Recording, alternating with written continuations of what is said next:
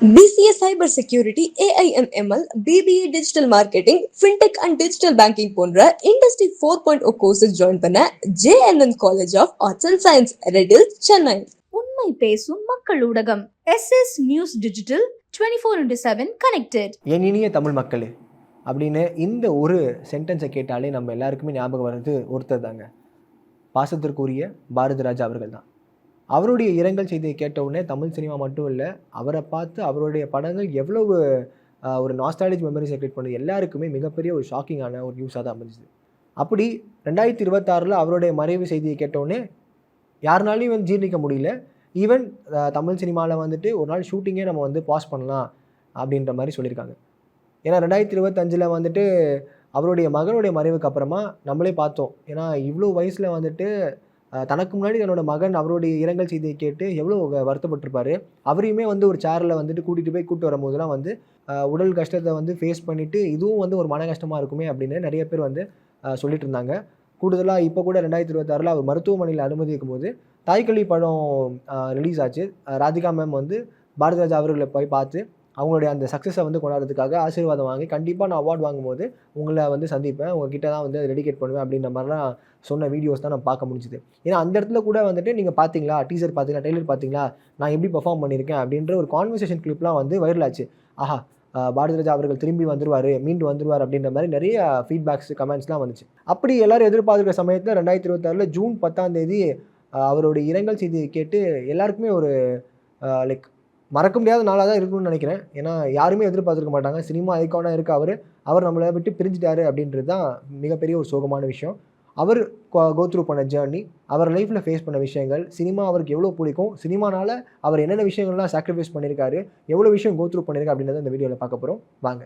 பொதுவாக பாரதிராஜா அவருடைய இயக்கத்துக்கெலாம் முன்னாடி நம்ம படங்கள் பார்த்துருப்போம். சிவாஜி கணேசன் அவர்கள், எம்ஜிஆர் அவர்கள், ஜெமினி கணேசன், அண்ட் அப்படியே நம்ம சாவித்ரி அம்மா, ஜெயலலிதா அம்மா, அப்புறம் சவுகார் ஜானகி அம்மா, இது மாதிரி நிறைய நடிகைகள் அவங்களுடைய நம்ம ஸ்க்ரீனில் பார்க்குறோன்னு வச்சுக்கோங்களேன். ரொம்ப பலன்னு இருப்பாங்க. மேக்கப்பாக இருக்கட்டும், அவங்க போடுற அட்டையராக இருக்கட்டும், காஸ்டியூமாக இருக்கட்டும், நடிகர்னாலும் இப்படி தனித்துவமாக தெரியணும் போல இருக்கே அப்படின்ற ஒரு செட் ஆஃப் ஃபிலிம்ஸை பார்த்துருப்போம். அதுவும் நம்ம லிஸ்ட் அவுட் பண்ணால் நிறையா இருக்குது. ஆனால் இயக்குனர் இமயம் பாரதிராஜா அவர்களுடைய என்ட்ரிக்கு அப்புறமா நம்ம பார்க்குற நடிகர்கள் எல்லாமே நம்ம எதிர் வீட்டில் பார்த்தவனா இருக்கட்டும், அதுக்கப்புறம் சுற்றி நம்ம சரௌண்டிங்கில் யார் யார் இருக்காங்க அவங்கள நம்ம அப்படி திரையில் பார்த்தா எப்படி இருக்குமோ அந்த மாதிரி ஒரு பிம்பத்தை தான் பிரதிபலிச்சுது. ஏன்னா இப்போ ஒரு படம் பார்க்கும்போது அந்த ரிலேட்டபிள் ஃபேக்டர், கனெக்டிவிட்டி கண்டிப்பாக இருக்கணும். அப்போ தான் மக்களுக்கு கனெக்ட் ஆகும் அப்படின்னு நம்ம இப்போ பேசிகிட்டு இருக்கோம். அது அவருடைய முதல் படத்துலேருந்து ஆரம்பிச்சார் அப்படின்றது ரொம்ப ஆச்சரியமான விஷயம். அப்படி தமிழ் சினிமா ஒரு ஸ்டுடியோக்குள்ளே செட்டு போட்டு வெறும் அங்கேயே ஷூட் பண்ணப்பட்டு எடுக்கப்பட்ட படங்கள்லாம் நிறைய இருக்குது. அது எல்லாத்தையுமே பிரேக் பண்ணி வாங்க கேமரா எடுத்துகிட்டு வாங்க வெளில போகலாம், வெளில போயிட்டு நம்ம குளம் குட்டை, அதுக்கப்புறம் இந்த மண், அதுக்கப்புறம் காடுகள் இருக்கிற எல்லா விஷயத்தையும் காட்டுவோம். மக்கள் அன்றாட என்னென்ன விஷயங்கள்லாம் பார்க்குறாங்க, அவங்க புழக்கப்படுற விஷயங்கள் எடுத்து மக்களுக்கே நம்ம கொடுப்போமே திருப்பி அப்படின்னு சொல்லிட்டு அப்படி ஆரம்பித்து அவர் எடுத்த படங்கள் எல்லாமே பிளாக் பஸ்டர் ஹிட்டுங்க. சினிமாவுக்கு வந்ததுக்கப்புறம் அவர் பண்ண சாதனைகள் நம்ம எல்லாருக்குமே தெரியும். ஆனால் சினிமா வர்றதுக்கு முன்னாடி அவர் கோத்ரூ பண்ண ஃபேஸஸ் இருக்குல்ல, அவர் ஸ்ட்ரகிள்ஸாக இருக்கட்டும், பேட்டில்ஸ், ஹார்ட்ஷிப்ஸ், இதெல்லாம் நம்ம திருப்பி பார்க்கணும்ல. ஸோ அந்த வகையில் அவர் என்னென்ன விஷயங்கள்லாம் கோத்ரூ பண்ணி இவ்வளோ தூரம் இந்த கனவு அடைஞ்சிருக்கார் அப்படின்றதான் இப்போ நம்ம பார்க்க போகிறோம். அதாவது ஆரம்ப கட்டத்தில் ஊராக போய் பப்ளிக் ஸ்பீக்கராக இருந்திருக்காரு. நிறைய விஷயங்களுக்காக குரல் கொடுத்துருக்காரு, பேசியிருக்காரு, மக்களை சந்தித்து அவர் அவருடைய கருத்துக்களை முன் வச்சிருக்காரு. இதில் ஃபெஸ்டிவல் டைம்ஸில் ட்ராமாவும் போட்டிருக்காரு. இதில் ஹைலைட்டான விஷயம் என்னென்னா, சுகாதாரத்துறையில் ஹெல்த் இன்ஸ்பெக்டராகவும் வேலை செஞ்சார், மாதம் 75 ரூபா சம்பளத்துக்கு. இப்படி திரு பாரதிராஜா அவர்கள் ஊராக போய் ட்ராமா பண்ணுவார் ஃபெஸ்டிவல் டைம்ஸில். ஊர் சிரிக்கிறது, சும்மா ஒரு கதை, இந்த 2 ட்ராமாவுக்கும் மக்களிடையே நல்ல ஒரு வரவேற்பு கிடைச்சிது. இந்த வரவேற்பை பார்த்தோன்னே அவருக்கு மேலேயே அந்த கான்ஃபிடன்ஸ் அதிகமாச்சு. ஒருவேளை நம்ம சினிமாவுக்கு மெட்ராஸுக்கு போனோம்னா கண்டிப்பாக நம்மளுக்கு ஒரு நல்ல ஒரு எதிர்காலம் இருக்கும் அப்படின்னு நினச்சிட்டு அவர் என்ன பண்ணுறாரு, மெட்ராஸுக்கு வராரு. மெட்ராஸில் அவர் நண்பர்களோடு சேர்ந்து இங்கே பண்ண மாதிரி நாடகங்கள் பண்ண மாதிரி ட்ராமா போட்ட மாதிரியும் மெட்ராஸ்லேயும் ஃப்ரெண்ட்ஸோடைய உதவி மூலியமாக சும்மா ஒரு கதை அதிகாரம் அப்படின்ற ட்ராமாவை போடுறாரு ஃப்ரெண்ட்ஸோட உதவி மூலியமாக. ஸோ அங்கேயும் நல்ல ஒரு எதிர்பார்ப்புகள் கிடைக்கிது, நல்ல வரவேற்பு கிடைக்கிது. ஆனாலுமே அவர் போதுமான வருமானம் கிடைக்கல. ஃபினான்ஷியலாக அவர் இங்கே பார்த்த மாதிரி இங்கே அவர் வருமானம் இல்லை. நிறைய மியூசிக்கல் ப்ரோக்ராம்ஸில் பெர்ஃபார்ம் பண்ணுறாரு, ரேடியோ ப்ரோக்ராம்ஸில் பெர்ஃபார்ம் பண்ணுறாரு. இந்த மாதிரி நிறைய விஷயங்கள் இருந்தாலுமே போதுமான வருமானம் கிடைக்கல. அப்போ என்ன பண்ணுறாருன்னா பெட்ரோல் பங்க்கில் வேலை செய்கிறாரு. பெட்ரோல் பங்க்கில் வேலை செய்யும்போது கூட அவருடைய கனவு எல்லாமே சினிமாவை நோக்கி மட்டும்தான் இருந்திருக்கே தவிர வேறு எதுவுமே நோக்கி இல்லை. அவருடைய முழு மூச்சே நான் சினிமாவில் ஏதாவது சாதிக்கணும், எனக்கு நான் இப்போ பண்ணுறதை வந்து இன்னும் ஒரு பெரிய ஸ்கேலில் பண்ணும் அப்படின்ற ஒரு ஆர்வத்தில் அவருடைய பயணம் அங்கே இருந்து தொடங்குது. ஸோ இப்போயே நீங்கள் ஒரு கேள்வி கேட்கலாம், அப்போ அவர் வந்து ஒரு மாத சம்பளத்துக்கு வேலை செய்கிறாரு, இங்கே பெட்ரோல் பங்க்கில் வந்து மெட்ராஸ் வந்து கஷ்டப்படுறாரு, இவ்வளோ கஷ்டப்பட்டு எதுக்கு சினிமா வந்து பர்சியூ பண்ணும், அப்படின்னா இவருக்கு வந்து அவ்வளோ வந்து சினிமா வந்து வெறி ஒரு தூண்டி விடுது அப்படின்னு கேட்டிங்கன்னா, அவர் பார்த்த ஒரு படம் தான் மதர் இந்தியா அப்படின்ற ஒரு ஹிந்தி படம் 1957 வெளிவந்தது. இந்த படத்தை பார்த்த உடனே தான் கண்டிப்பாக நம்ம சினிமாவில் ஜெயிச்சே ஆகணும், சாதிச்சே ஆகணும் அப்படின்ற ஒரு கனவோட அதிகமாக ஓட ஆரம்பித்தார். சரி, இங்கே நம்மளுக்கு தெரியும் இயக்குனர் இமயம் பாரதிராஜா அவர்கள் நிறைய பேரை வந்து அறிமுகப்படுத்தி வச்சுருக்காரு, நிறைய பேருக்கு வாழ்க்கை கொடுத்துருக்காரு. அப்போ இவர் வந்து இங்கே டேரெக்டாகவே லான்ச் ஆகிட்டாரா சினிமாவில் அப்படின்னு கேட்டிங்கன்னா அப்படி இல்லை. இவரும் ஒருத்தர்கிட்ட அசிஸ்டன்ட் டேரக்டராக ஒர்க் பண்ணியிருக்காரு. தமிழ் சினிமாவில் எந்த இயக்குனர் கூட அசிஸ்டன்ட் டேரக்டராக ஒர்க் பண்ணல, அப்படி எதுவும் ரெக்கார்ட்ஸ் இல்லை. ஆனால் கன்னடா இண்டஸ்ட்ரியில் பெங்களூர் ட்ராவல் பண்ணி அங்கே ஒரு film director, legendary film director Puttanna Kanagal அவர்கிட்ட வந்து அசிஸ்டன்ட் டைரக்டராக ஒர்க் பண்ணியிருக்காரு. கிட்டத்தட்ட அங்கே ஒர்க் பண்ணி ஒரு ஃபிலிம் மேக்கிங்னா என்ன, ஆர்ட் ஆஃப் ஃபிலிம் மேக்கிங்னா என்ன, ஒரு கதை எப்படி சொல்லணும், மக்களுக்கு கன்வின்சிங் எப்படி சொல்லணும், மக்களை எப்படி வந்து என்டர்டெயின் பண்ணணும் அப்படின்னு எல்லா விஷயங்களையுமே அங்கே கற்றுக்கிறார். அங்கே கற்றுக்கிட்டு 1967 தான் அவர்கிட்ட ஜாயின் பண்ணுறாரு. 1977 கிட்டத்தட்ட 10 ஆண்டுகளாக தன்னை ஷார்பன் பண்ணி அவருடைய முதல் படத்தை லான்ச் பண்ணுறார். நம்ம எல்லாருக்குமே தெரியும் 16 வயது நிலை. இப்போ வரைக்குமே 16 வயது நிலை எல்லாருக்குமே ஒரு ஃபேவரட்டான ஃபிலிமாக இருக்கும். ஆனால் அதுக்கு முன்னாடியே சொந்த வீடு அப்படின்ற ஒரு திரைப்படத்தை எடுக்க முயற்சி பண்ணியிருக்காரு. அந்த படம் வந்து சில பல காரணங்களால ரிலீஸ் பண்ண முடியல. அதுக்கப்புறம் தான் அவர் வந்து மனசு தளர விடாமல் கண்டிப்பாக நம்ம ஜெயிச்சே ஆகும், வேறு இது இல்லைன்னா இதோட பெட்டராக நம்ம ஒன்று பண்ணுவோம் அப்படின்னு சொல்லிட்டு 16 வயது நிலை எடுத்தார்.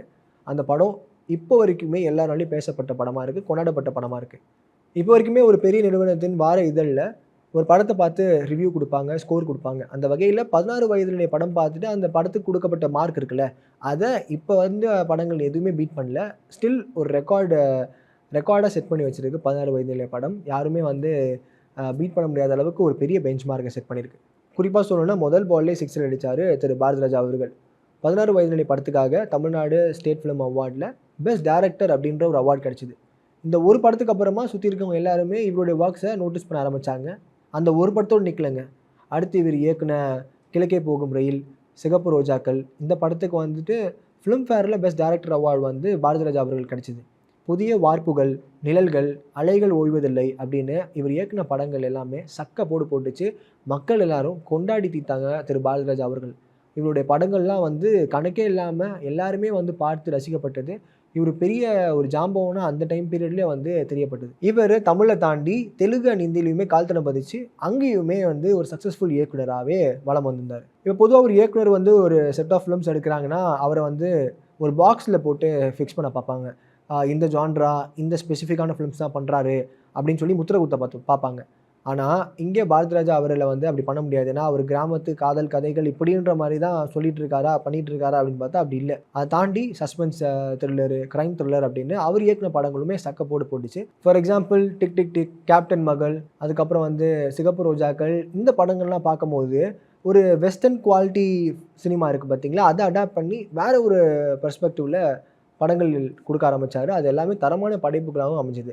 இப்படி நம்ம அவருடைய இயக்குனரை அந்த ஒரு ஆங்கிளில் மட்டுமே பார்த்துட்ருக்கோம். அவர் நடிக்கவும் செஞ்சுருக்காரு, அதுக்கும் நிறைய ஃபேன்ஸ் இருக்காங்க. அப்படி அவர் நடித்த படங்களில் ரொம்ப எல்லாருக்கும் பிடிச்ச படம் அப்படின்னு பார்த்தீங்கன்னா ஆயுத எழுத்து, ஈஸ்வரன், மகாராஜா, அதுக்கப்புறம் வந்துட்டு குரங்கு பொம்மை, சுசீந்திரன் அவருடைய இயக்கத்தில் வந்த கெனடி கிளப், அப்புறம் அருண் மாதேஸ்வரன் அவருடைய இயக்கத்தில் வந்த ராக்கி, திருச்சிற்றம்பலம், இப்படி நம்ம லிஸ்ட் அவுட் பண்ணிகிட்டே போகலாம். இதில் ரொம்ப ஸ்பெஷலான ஒரு ஃபிலிம் அப்படின்னு எதுன்னு கேட்டிங்கன்னா மார்கழி திங்கள். இந்த படத்தை ஏன் நான் அவ்வளோ ஸ்பெஷல்னு சொல்கிறேன்னா, மனோஜ் பாரதிராஜா அவர்கள் தான் இந்த படத்தை இயக்கியிருக்காரு. இந்த படத்தில் பாரதிராஜா அவர்கள் அடிக்க வச்சுருக்காரு. இங்கே பார்த்தீங்கன்னா அப்படியே வந்து ஒரு ரோல் ஸ்வாப் ஆன மாதிரி இருக்குது. நிறைய பேருக்கு வந்து ஒரு இயக்குனராக இருந்து அவர் நிறைய பேர் நடிப்பு சொல்லி கொடுத்து அவர் வந்து வளர்த்து விட்ருப்பார். ஈவன் வந்து மனோஜ் அவர்களுக்குமே நடிப்பு சொல்லி கொடுத்து சினிமாவில் வரணும் அப்படின்ற மாதிரி சொல்லியிருப்பார். இங்கே அப்படியே ரிவர்ஸ் ஆகி இவர் வந்து இயக்குற ஒரு படத்தில் இவர் நடிக்க வச்சுருக்காரு. அந்த படமே வந்து கிரிட்டிக்கலாகவும் நல்ல ரீச் வந்துச்சு. அண்ட் மக்களால் வந்து பரவாயில்லையே பையன் வந்து அப்பாவை டைரக்ட் பண்ணுறாரு அப்படின்ற மாதிரியும் பெரிதளவில் பேசப்பட்டது. ஒரு படத்துக்கு கதை எவ்வளோ முக்கியமோ அந்த வகையில் இசையும் ரொம்ப இம்பார்ட்டன்ட் தான். ஸோ திரு பாரதிராஜா அவருடைய இயக்கத்தில் அண்ட் இசைஞானி இளையராஜா அவருடைய இசையில் அப்படின்னு சொல்லும் போதே ஒட்டுமொத்தமாக வந்து ஃபேன்ஸ் எல்லாம் செம குஷி ஆகிடுவாங்க. தியேட்டரில் வந்து டிக்கெட்ஸ் எல்லாமே ஹவுஸ்ஃபுல்லாக தான் இருக்கும். ஏன்னா அந்தளவுக்கு ஒரு பெரிய ஒரு மார்க்கெட்டையும் செட் பண்ணி வச்சுருந்தாங்க இந்த 2 பேரும். ஏன்னா இவங்களுடைய பேர் போட்டிருந்தாலே அந்த அளவுக்கு வந்து மக்களுக்கு பிடிச்ச மாதிரி தான் இருக்கும் அப்படின்னு சொல்லிட்டு 2 பேருடைய ஒர்க்குமே அவ்வளோ நேர்த்தியாக இருக்கும். நம்ம சொல்லணும்னு இல்லை, பட் அந்த அளவுக்கு ஒரு ரீச் அவங்களுடைய காம்பினேஷனில் கிடச்சிது. ஏன்னா இப்போ ஃபிலிமோகிராஃபின்னு எடுத்துக்கிட்டாலே பாரதிராஜா அவருடைய ஃபிலிமோகிராஃபியில் இசைஞானி இளையராஜா அவருடைய பங்கு மிகப்பெரிய ஒரு அசைக்க முடியாத ஒரு விஷயம்னே சொல்லலாம்.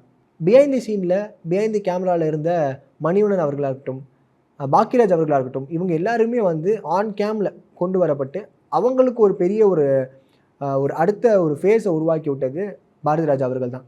இது ஒரு பக்கம் இருக்க, ஒரு திருவிழாவில் ஒரு கண்ணாடி வளையல் விற்றவரை வந்து பார்த்து இவர் அழகாக இருக்காரே, இவர் வந்து ஹீரோ நடிக்க வைக்கக்கூடாது அப்படின்னு சொல்லி ஒரு ட்ரை பண்ணி அப்படி ஒரு படத்தில் லான்ச் பண்ணப்பட்டவர் தான் திரு பாண்டியன் அவர்கள்.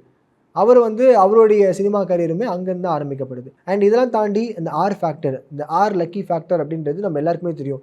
அவர் இயக்குற படத்தில் நடிகைகள் பேரை வந்து ஆர் தான் இருக்கும். அதுவும் லான்ச் ஆகிறாங்கன்னா அவங்களுக்கு வந்து ஆர் தான் வைப்பாங்க. ஃபார் எக்ஸாம்பிள் ராதிகா மேமாக இருக்கட்டும், ராதா மேமாக இருக்கட்டும், ரேவதி மேமாக இருக்கட்டும் அப்படின்னு ஒரு பட்டாள லிஸ்ட்டே நம்ம சொல்லிட்டு போகலாம். இப்போ பார்க்குற படங்கள் எல்லாமே நம்ம வந்துட்டு நிறைய இன்ஸ்பிரேஷனாக இருக்கும், ட்ரூ இன்சிடென்ட்டை பேஸ் பண்ணி எடுக்கப்பட்ட படமாக இருக்கும். அந்த மாதிரி பாரதிராஜா அவர்கள் ஏதாச்சும் இன்ஸ்பயர் பண்ணி படங்கள் எடுத்திருக்காரா அப்படின்னு கேட்டிங்கன்னா ஆமாம், எடுத்திருக்காரு.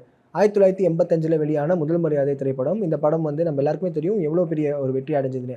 இந்த படமும் வந்து ஒரு ட்ரூ இன்சிடென்ட்டை பேஸ் பண்ணி அதை தழுவி எடுக்கப்பட்ட ஒரு விஷயம் தான். இந்த முதல் மரியாதை கதையை வந்து எந்த இடத்துல இருந்து இன்ஸ்பயராக எடுக்கப்பட்டது அப்படின்னு பார்த்தீங்கன்னா, பிரபல ரஷ்யன் ரைட்டர் ஃபியோடர் அண்ட் அவங்க மனைவி ஆனா, இவங்க 2 பேருக்குமே வந்து 25 வயசு டிஃப்ரென்ஸு.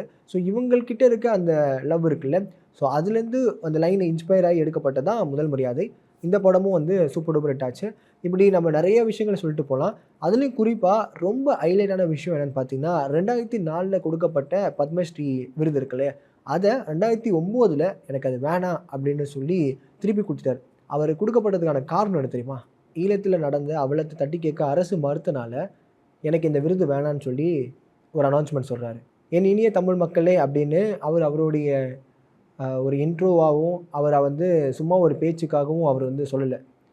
எப்பயுமே என் இனிய தமிழ் மக்களே, பாசத்திற்குரிய பாரதி ராஜா அப்படின்னு வந்துட்டு அவர் ஆத்மாத்மா தமிழ் மக்களுக்கு எப்பயுமே கூட நிற்பார் அப்படின்றது இந்த ஒரு செயல் மூலியமாகவும் ரொம்ப ஆணித்தரமாக தெரிஞ்சுது. இப்போ நம்ம கூட அவர் இல்லை. அவருடைய மறைவுக்கு வந்து நிறைய பேர் வந்து வருத்தம் தெரிவிச்சிருக்காங்க. We all miss you Bharathi Raja sir. நீங்கள் இப்போ எங்கள் கூட இல்லைனாலும் உங்களுடைய படைப்புகள் எங்களோட மனசில் என்றைக்கும் அழியா நினைவுகளாக இருந்துகிட்டே இருக்கும். BCA Cyber Security, AIMML, BBA Digital Marketing, Fintech and Digital Banking போன்ற Industry 4.0 courses join பண்ண JNN College of Arts and Science, Redhill, Chennai. உண்மை பேசும் மக்கள் ஊடகம் SS News Digital 24/7 connected.